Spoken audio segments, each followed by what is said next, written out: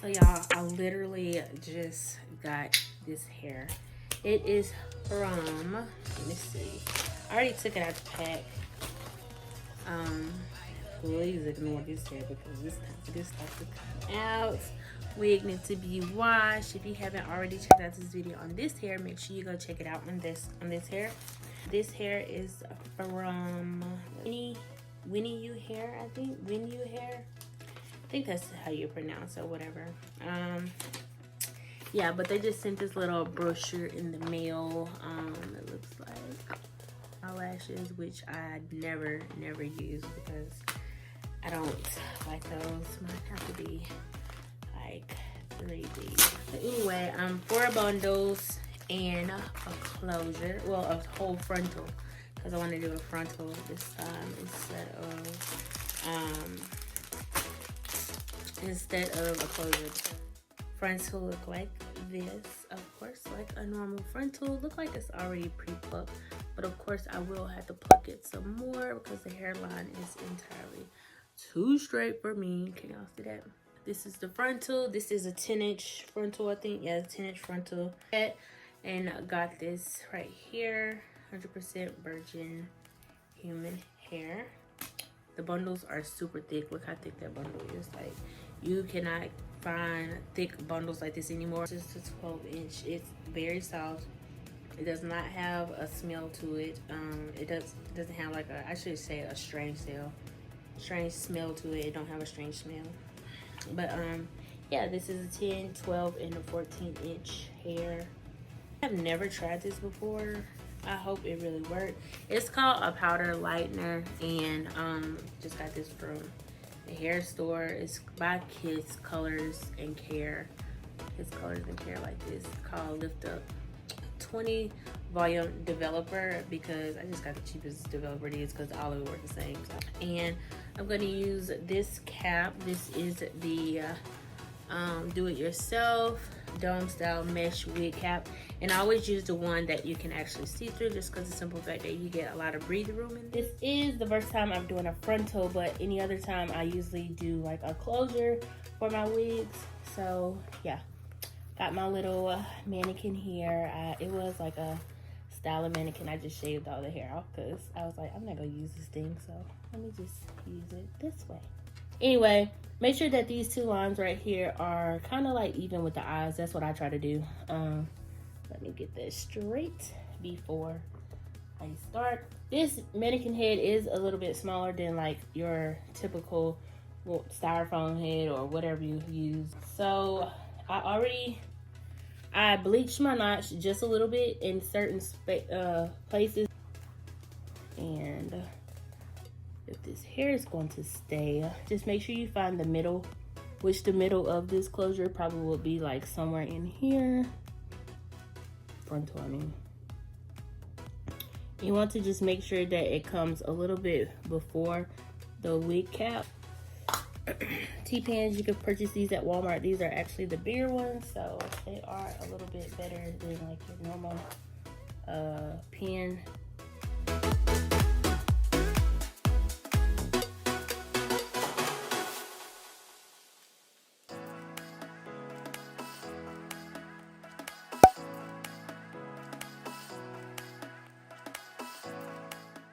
Like right back here, this is like the most important part because you want to make sure that this back here is flat.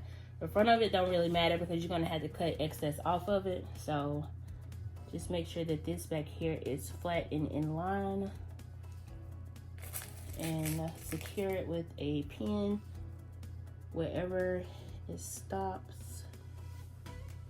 So about here, it's through the ear, so I can't really get it flat like that, just flat. And then we're gonna go ahead and do the other side, but make sure it's laying flat. Take this part right here, measure it down like this, and then secure it wherever it stops. I usually secure it right here on the band.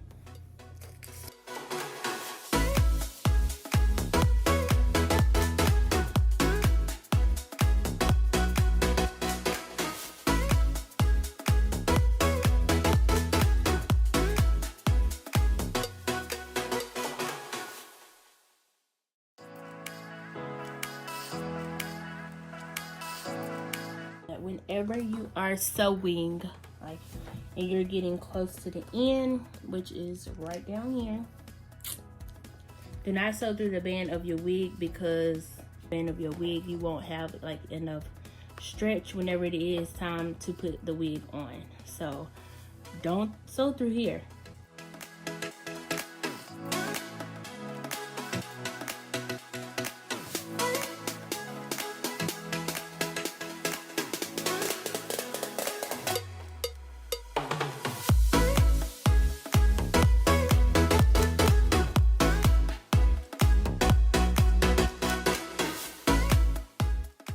So I'm gonna go ahead and start with the 14-inch hair. We'll start here and just work our way around. Make sure you secure it on the other side, wherever you're gonna stop at, which will be the other side of the hair.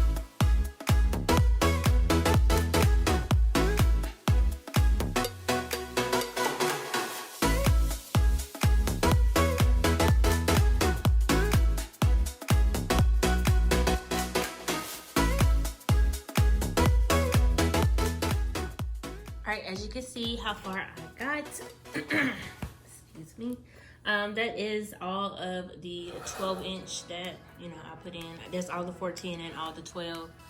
And as you can see, look very full. Even when you part it, it's still full. So yeah.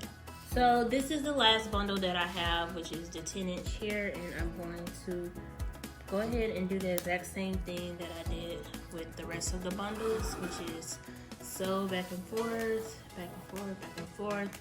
And then whenever I get to about here, which is really not that much space, whenever I get to about here, I'm going to start laying the tracks this way. But y'all will see that as soon as I get to that part, so just keep watching.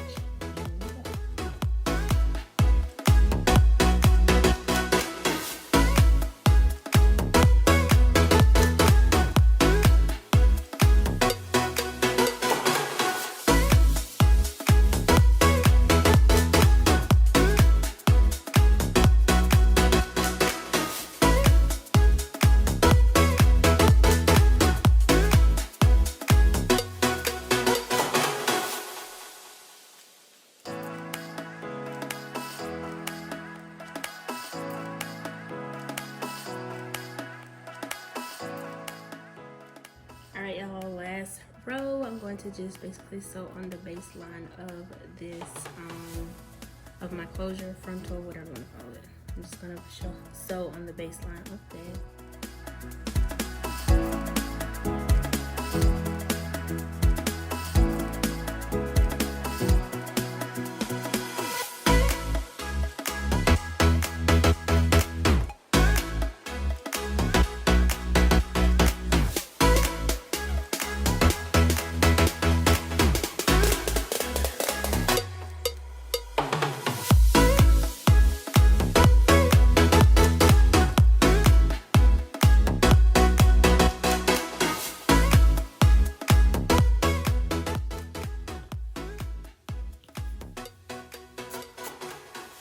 Just spread little spritz together just so that way it can, you know, kind of hold the thread in place also.